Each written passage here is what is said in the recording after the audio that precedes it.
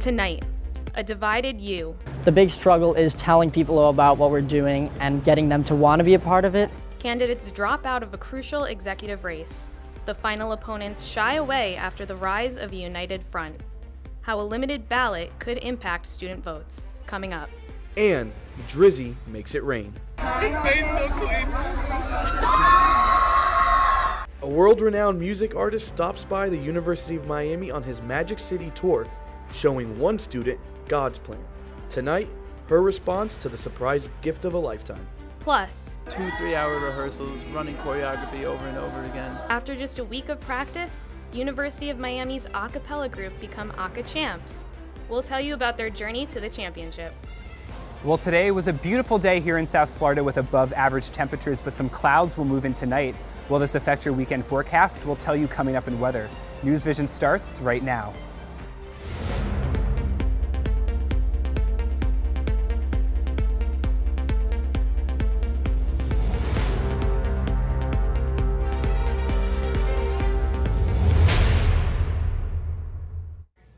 Good evening, you're watching NewsVision. I'm Jihad Shatara.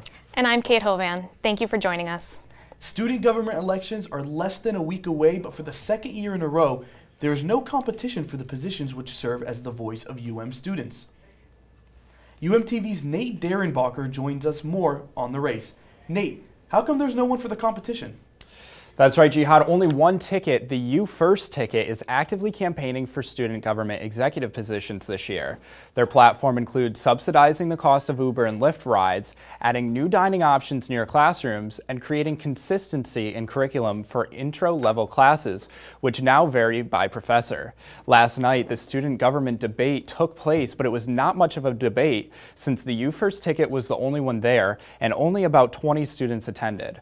Earlier in this year's election cycle, many student government Senate seats were also empty or uncontested. So we asked Student Government Election Board and candidates why they think there's a lack of interest in student government. So really, the big struggle is telling people about what we're doing and getting them to want to be a part of it. I think honestly the biggest issue is that students aren't aware in the early years of the different involvements that they can be a part of. Students are interested, and we just want to spread that message to the wider community as a whole, and that's something that we're definitely trying to do.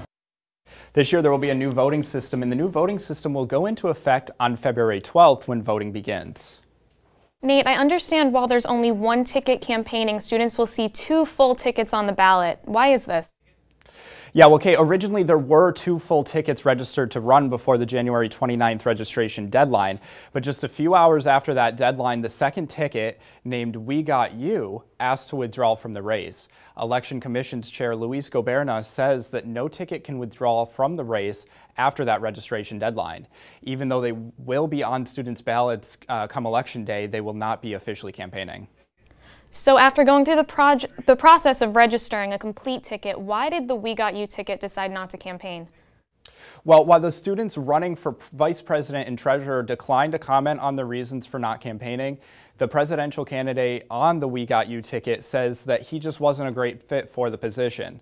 The student running for vice president under that ticket originally stayed in the race and was solo campaigning throughout the week, but officially decided not to run as of yesterday.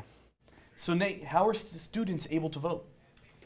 Well, this year voting is much easier. A lot of students did not vote last year as a result. Now students can go to sg.miami.edu/vote. Voting will be open from February 12th through the 16th, and everyone who votes will have the chance to win a Starbucks gift card, giving students just one more incentive to vote. Reporting live in the studio, I'm Nate Derenbacher. Back to you guys at the desk. Thank you very much, Nate. From a student running for a position as treasurer to a monetary loan that will revamp one of student media's workspaces. Trayvon Howard is at the studios of UM's radio station, WVUM, where renovations are underway. Trayvon, tell us what's happening. How much? How many seconds? That's right, Kate. Right behind me are the WVUM studios that are getting a major facelift. I had the opportunity to sit down with a few members to get all the details. Welcome to WVUM 90.5. The voice of the University of Miami. As always, I'm your girl, Emmy Velez. Meet Emmy Velez, a junior at the University of Miami with a passion for broadcast journalism. We are right outside the WVUM 90.5 office. She is the current station manager for the University of Miami's radio station, WVUM, and has been a part of the organization since her freshman year. She said she had no prior experience in radio broadcasting when she joined the station, but she praises the executive board before her for showing her the ropes, and she plans to return the favor by teaching the next round of student radio broadcasters. WVUM was where I first fell in love with the world of being on the air and got that experience, so I really hope that we can spread that to other students here at the U. The radio station recently received $150,000 to renovate the studio. The station itself has done a great deal of fundraising for the renovation, but since the student-run organization does not have the money up front, it is borrowing funds from the Office of Student Affairs. WVUM will then pay the university back with funds it earns as a nonprofit over the next several years. The money will be mostly used for much-needed equipment. With the station's 50th birthday approaching, this money could not have come at a better time. The timing, it's perfect. It's WVUM's 50th anniversary. And then also just a lot of persistence, like just staying on top of telling everyone like we need this money, we need it. So this is our air studio. The process for receiving this aid started off with a walkthrough of the current studio assisted by an operational engineer. After the walkthrough, an itemized budget was presented to the financial advisor and chairman of the advisory board for WVUM, Dean Stephen Prepke. We need to make sure we're providing a 21st century experience, radio experience for our students, and that's where we got it to a number where we could all be like, okay, this is something that needs to happen and we can make happen. And everyone who's currently involved with the station has welcomed the funding. There's more stuff that we can do that we weren't able to do before with the old equipment. With over 100 people on staff that host more than 30 shows, including music, talk, and public affairs programming. My favorite show to listen to would probably be The Monkey House. It plays at 7 on Fridays, and I really enjoy it because it's really entertaining and it's also informative. Renovations for the studio will begin this month, but don't worry, the station will still remain on air for its roughly 60,000 listeners. I really just hope to see the station teaching students the love of broadcast like WVUM taught me for another 50 years. And if we can continue doing this awesome work for another 50 years would just be a dream. A dream made possible by patience, hard work, and persistence. The renovations are set to be complete by the end of the semester. For UMTV, I'm Trayvon Howard. Now back to you guys. Thank you, Trayvon. You never know what celebrity you might run into around campus. Yo, Drake, free on patrol.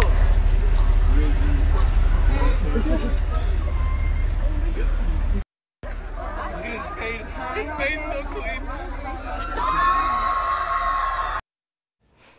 On Monday, hip-hop superstar Drake made a personal stop at the U to deliver a $50,000 scholarship to UM student Destiny James. James is a junior studying public health. She received her scholarship outside of the Frost School of Music. Since then, the video has gone viral and she has been interviewed with MTV and other media outlets. Drake also appeared on the balcony of the Shalala Student Center to perform his. Drake's crew filmed the performance and it is expected to be part of the song's music video. Tune in next week for a UMTV exclusive with Destiny where she'll tell us her story. And what an inspirational move on Drake's part. Agreed, and in some cases when celebrities give back, it extends beyond an action, it sparks a movement. And hopefully a permanent one that we'll see on campus. And we'll have more inspirational stories coming up. Beat Miami, no way! Still screaming, rest in peace to Jose! After the break. We got this, we're trying to get this, we're trying to get that. That's cool, but you know, I think I found my own lane. That's why I love Miami sports music. The famous turnover chain was a defining part of the Hurricanes' 2017 football season. Now one artist has created a song to take the hype to the next level. And later, 2-3 hour rehearsals, running choreography over and over again. A united voice, the journey to victory for a group of dedicated singers, their climb to the top. Details when we get back.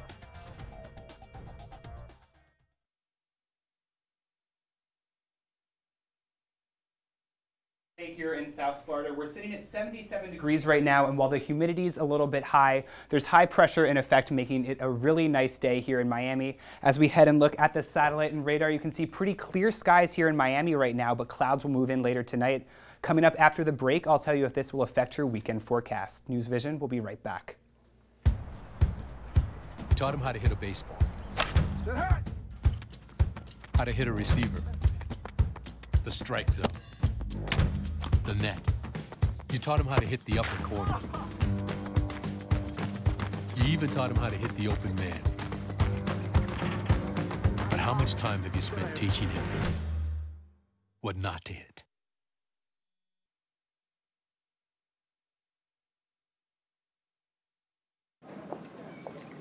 Hi, may I please have an application? Thank you.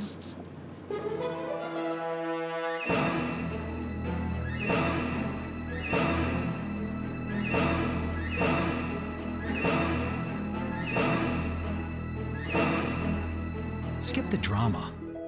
Get your diploma. Okay. Take that first step towards a better future. Find free adult education classes at finishyourdiploma.org.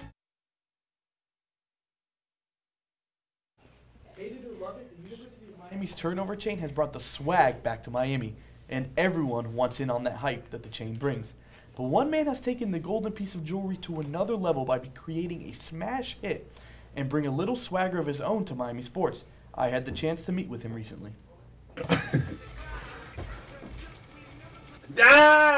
South Florida has a rich history of sports and rap culture. Can't beat Miami, no way. Still screaming, rest in peace to Jose. For Miami native Delonte Copeland, the two just naturally mix. Like you get like with rap, it's like, oh yeah, how many times can you say the same thing? We come from this, we got this, we're trying to get this, we're trying to get that. That's cool, but you know, I think I found my own lane. That's why I love Miami sports music too. Every week a different song about the Dolphins, making different songs about the Canes. Like you can stay fresh like that. He is known as the Honorable Solo D by his fans. Despite making over 150 songs for the Dolphins and Canes, popularity means nothing to him. You know, like the people who had to ride through those Al Golden years, the people who had to go through everything since '01, you know what I mean? So like the passionate fans, the ones who were here before turnover change. But for Solo D, his popularity really started to skyrocket at the birth of his Turnover Chain single, which debuted right here on campus during ESPN's College Game Day. Turnover chain, turnover chain, turnover chain, turnover chain, turnover chain, turnover chain. That Turnover Chain song definitely catapulted and put life into the whole Canes Nation. Now I was in the gym, I'm looking at ESPN, just keep saying turnover chains, coming to turnovers. Literally, that's how I came up with the hook. As the Turnover Chain gained steam, so did the song. They love it because one thing everybody know about Florida football, I could even just say Florida football, Florida sports, but when it comes to football, man, everybody know where to come. Shout out to everybody at ESPN. Shout out to, that was beautiful, man. Like obviously, come on, man. You can't, that's ESPN, that's the biggest, you can't get too much higher than that in the sports world. So, yeah, that was amazing. Knock it out the park. But football season is now over. It is time for Copeland to get back into the studio. Reporting for UMTV, I'm Jihad Shatara. From a local artist to a championship-winning group, the International Championship of Collegiate A Cappella is the biggest competition in the nation. And as reporter Robin Shapiro tells us, one of University of Miami's very own a cappella groups won a big victory over the weekend. For the first time in its history, the University of Miami's a cappella group Biscaytans is one of the finalists in the International Championship of Collegiate A Cappella, known as the ICCAs. And winning first place at the Southern quarterfinal was not enough for these 18 members of Biscaytans. They also won every special category award, including Outstanding Choreography, Arrangement, Soloist, and Vocal Percussion. The success comes after a very challenging few months. Because of Hurricane Irma in September, the a cappella group struggled to get practice time. The ICCAs also moved the competition date a week earlier than originally planned. Senior and vocal percussionist Will Allmeyer says the days before the competition were very intense. In those 10 days, we practiced about 24 hours worth of a cappella, which is a lot of a cappella by pretty much any measure. You know, 2-3 hour rehearsals, running choreography over and over again. But the intensity of the practice made winning in the end all that much more gratifying. The ICCAs were established in 1996 and now have over 450 a cappella groups from universities all over the United States and the UK. It is a bracket system style competition broken into quarterfinals, semifinals, and finals. The performance songs are arranged in 12-minute sets. So we have our own members arrange each song for the competition. So what we do is we go over the music, learn it really well, and then we learn choreography. which is also taught by members of our group. There's one moment where we all form this semicircle and we're just like, there's no set choreography.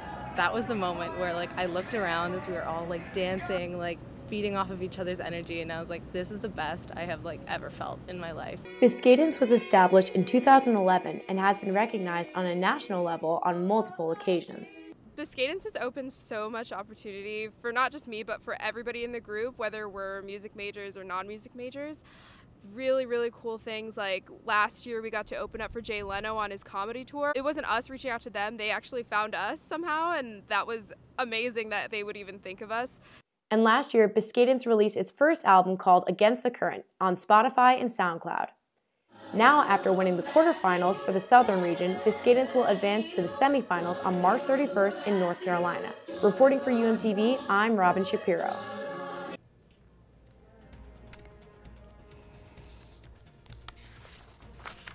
After winning first place in the South quarterfinals, Biscayden's will now advance to the regional semifinals on March 31st. The competition will be held in North Carolina. Kate, I don't think I've ever told anyone this, but I used to sing a little in 5th grade. No way. Have you ever thought about singing again? Yeah, you know, the voice is actually coming here. This is going to be my audition. What do you think? We're breaking free, I'm soaring. You don't like it? No? Not feeling it? It's a little interesting. I think I'll turn some heads. Absolutely. All right, well, let me get back to you on that after the break. Coming up, after a historic football season, the Canes reloaded their team on Wednesday. When we come back, find out who put their name on the dotted line for National Signing Day. And the men's basketball team got back into the rankings over the weekend. Wake Forest came into the Watsco Center confident, but were the Demon Deacons able to pull off the upset? See the highlights from the game after the break.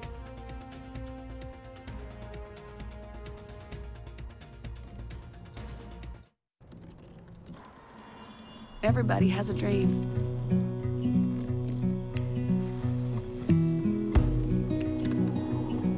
Mine was to see the ocean. And with a little help, I made it.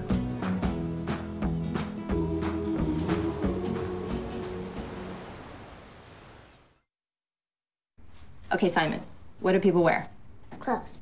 That's right, so it's important to learn how to dress yourself. Here's how it's done.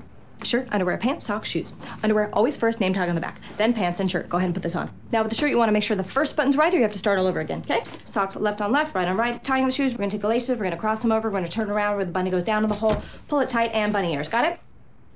Most parenting is hard to do in just 2 minutes. But 2 minutes twice a day making sure they brush is easier, and it could help save them from a lifetime of tooth pain. The next 30 seconds can save you a lot of money. Just do your laundry in cold and stick to full loads.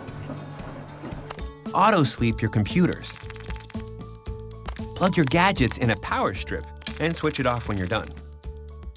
Headed out? Turn back your thermostat by 10 degrees. And drive sensibly. The more energy you save, the more money you save. Find other great tips at energysaver.gov.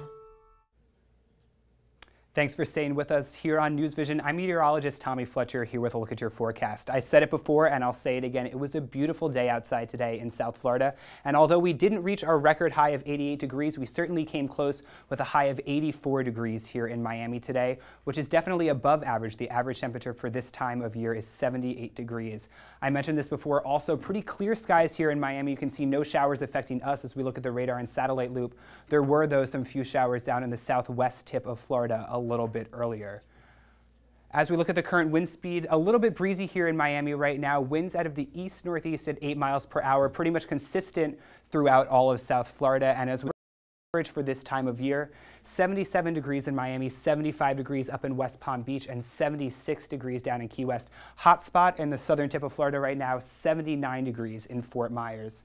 As we head out and look at the national temperatures, you can see down here in Miami, we're pretty much the hot spot throughout all of the country. 69 degrees in Los Angeles, 56 degrees in Denver. Cold spot right now, though, 10 degrees in Billings, Montana. That's going to contribute to some snowfall that we can see as we head out to the national radar and satellite. There's this system that's pretty much stretching from the tip of Montana all the way down to Chicago. And as we look at it, you can see it's pretty much all snow. There's not much green or pink on the map, meaning that there's not much mixing. And that's because of the cold temperatures there and the elevation are allowing everything to fall as snow. So they're going to be dealing with some snow moving into tomorrow.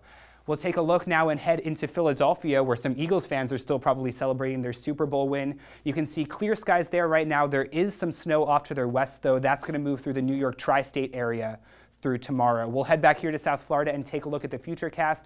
We'll put it into motion. As you see later tonight, there are going to be some scattered showers throughout South Florida, so if you're heading out to the Grove, you might want to pack an umbrella with you. I think those will probably start around midnight. We'll move this forward a little bit more into later in the day tomorrow, and you can see no showers here in Miami, but there are going to be some clouds in the sky. And as we move this again a little bit forward into Saturday, you can see the rain stays away, but there are some clouds which clear out as we move later into Saturday. There is going to be a chance of rain, though, on Sunday. We'll take a look at your Grove forecast tonight. Like I mentioned, you may want to bring an umbrella with you with showers starting after midnight. Temperature is relatively comfortable, though. Temperature is around 74 degrees. We'll head now to the 7-day forecast after looking at the day planner, which will be pretty nice tomorrow. Heading into the 7-day forecast, you can see temperatures pretty much around 80 degrees for the next 7 days. That's all we have for sports right now. That's all we have for weather right now, excuse me. Let's send it over to sports. Thank you, Tommy. Welcome to NewsVision Sports. I'm sports reporter Luis Gonzalez. Football players around the nation put their dreams to paper yesterday during National Signing Day. 4 decided to come to Miami, some with more fanfare than others. The Canes brought in 4 players to make a consensus top 10 recruiting class known as Storm 18. The low number from yesterday should not concern Miami fans, though. Coach Rick and his staff signed 19 of their 23 recruits in the early signing period back in December. Miami's biggest haul Wednesday was All-American defensive tackle Nesta Jade Silvera from American Heritage and Plantation. Chucky Doll and all, he chose Miami because of his relationship with defensive line coach Craig Kuligowski. When Silvera signed Miami, it sent Miami's war room into a buzz. When Jade signed, there was some cheering for sure. I mean, we cheer when everybody comes through, but there was probably the loudest cheer, I would say, at that point. You know, he's been committed a long time, but you know, kids certainly get to where they're not certain, 100% certain about everything they're going to do. Storm 18 has 1 5-star recruit, 14 4-stars, and 8 3-stars according to 247 Sports. The recruiting service also says this is the highest ranked class since 2008 when Miami had the top ranked class in the country. Early February marks resume time for Miami both in the classroom and the basketball court. After a big road win against Virginia Tech Saturday, 9-14 Wake Forest was looking to upset the 25th ranked Canes. Freshman Chris Lykes and Lonnie Walker shined yet again. Let's see how they did it. We jump right into the second half. Miami up by 7. Warnerberg drives, kicks out to Walker. Money, what else do you expect? Then Walker goes ahead and takes it to the basket, but instead decides to give it out to Chris Lykes.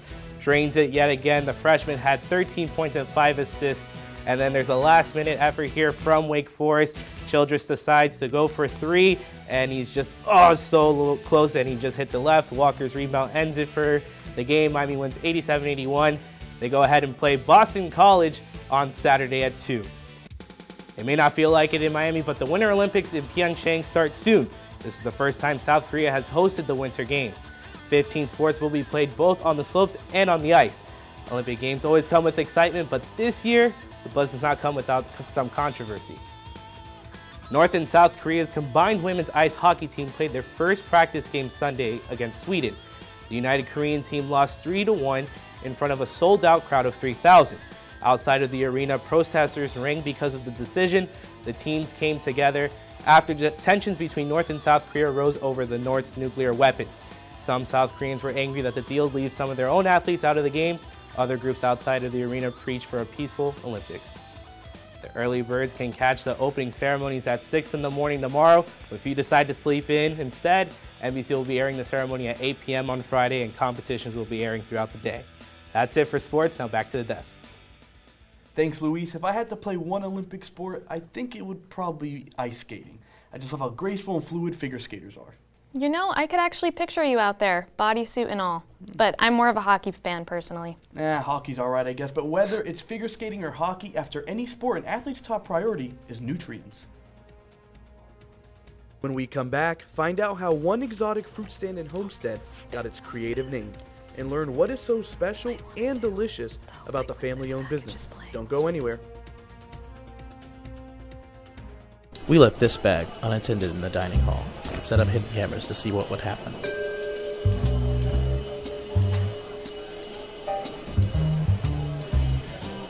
It only took 14 seconds. If only it were this easy to spot a thief. Remember, keep it with you. Keep it safe.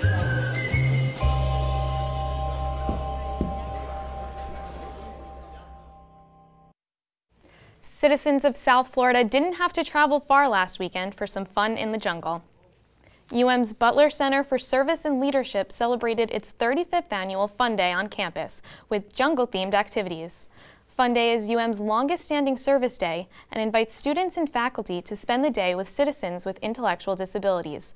And even a little rain couldn't stop the excitement at this year's event. Participants still enjoyed activities like karaoke and arts and crafts. And although Fun Day has been happening for more than 3 decades, sometimes it's the little things that keep students coming back year after year. Last year, it was really rewarding and touching, and my buddy just made my day. He was so excited, so happy to be there. And actually this year, I ran into him, and he came up to me, and he remembered my first and last name, which is kind of crazy. And that's really touching, because like that means a lot to me. And if you'd like to get involved in upcoming service days at UM, visit serveandlead.studentaffairs.miami.edu. For more than half a century, a family-owned business in Homestead has offered its clients both healthy and delicious options. Our reporter Olivia Rodriguez visited the place where many South Floridians and tourists go to find. In a city like Miami, you're bound to have an impressive culinary experience. But just by traveling 40 minutes south, you'll find yourself in the city of Homestead, where Florida's best-kept secret resides, a fruit stand called Robert is Here. The family-owned fruit stand specializes in rare and exotic naturally grown fruits and vegetables, such as fresh papaya, mangoes, and ripe bananas. Whether you're a native South Floridian or a tourist soaking up the sun and culture, Robert is Here welcomes people from all over and of all ages. And while many of them come for the appeal and the cute photo ops, others have turned their visit into a routine. For Sofia Cabañas, the famous fruit stand represents her next step towards a healthy lifestyle. I've had a lot of family and friends suffer with cancer, and there have been studies that have shown that the chemicals and preservatives in regular fruits and vegetables have been attributed to that. So I kind of made the conscious decision to switch over to all natural, homegrown fruits and vegetables just to prevent anything in the future. And Sofia is not alone. For the past 54 years, the naturally grown produce is the foundation of what makes Robert is Here so successful. My dad is Robert. His grandfather was the farmer at this point. He was told by his broker that, hey, we're going to dump your cucumbers or you can come get them, but either way, we're not going to sell them, we're not going to buy them. Rather than dump the cucumbers, he sat my dad on this very same corner in 1959. We got 2 hurricane shutters, spray painted Robert is Here, which simply to state that he was there. And that was the genesis of it. That Sunday, he sold out by noon. Family history seeps through every corner in the enduring small space and hangs above all the fresh produce. Although customers come to shop and look at all the vibrant fresh fruit, there's one thing Robert is Here is best known for. It's milkshakes. These refreshing treats are known for having customers waiting in line for more than an hour. So what makes their signature milkshake so special? Brandon says there's one secret ingredient that is key to having customers come back. Made with love, for sure. And Sofia can testify to that, as she's finally getting to try her favorite fruits, mango and pineapple, in a sweet blend, and says it's safe to say she'll be back for more than just fresh fruit next time. I'm Olivia Rodriguez, reporting for UMTV.